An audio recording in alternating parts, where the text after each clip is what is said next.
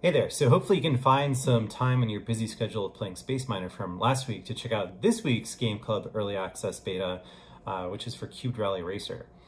You might remember Cubed Rally World if you've been in the Early Access program long enough. We released that a few weeks ago, and you can find the links to both Cubed Rally Racer and Space Miner if you missed that one, and Cubed Rally World in the description of this video, so definitely check that out. Jared Bailey's Cubed Rally Racer was released 6 years before Cubed Rally World, so it's really neat playing both games back to back to kind of see the differences between the two of them.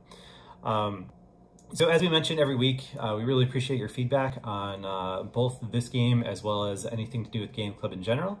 Coming across any kind of weird bugs or anything like that in Cubed Rally Racer, we'd love to hear from you. Additionally, if you have any thoughts about the GameClub library or suggestions for games that we should update or anything in between, please send us an email at feedback@gameclub.io. You can also tweet at us at GameClub, or you can join our Discord server at discord.gg/GameClub.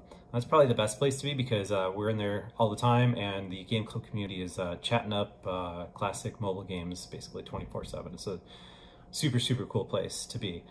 So when I first reviewed Cubed Rally Racer on Touch Arcade back in 2010, I said that I can't imagine a better homage to retro isometric racers, which honestly still really holds true today. If you have fond memories of titles like RC Pro-Am Racing on the NES, honestly I'd argue that Cubed Rally Racer does a better job of sort of like satisfying the nostalgia than actually like going back and playing those games anyway, because Cubed Rally Racer seems like it's just aged really well, and it kind of pushes all those buttons of those original isometric racing games. And also back in the day when it was first released, it received near perfect review scores from basically every media outlet that touched it. So bona fide good game from that respect. Unlike the lane-based gameplay of Cubed Rally World, in Cubed Rally Racer you have complete control over your car.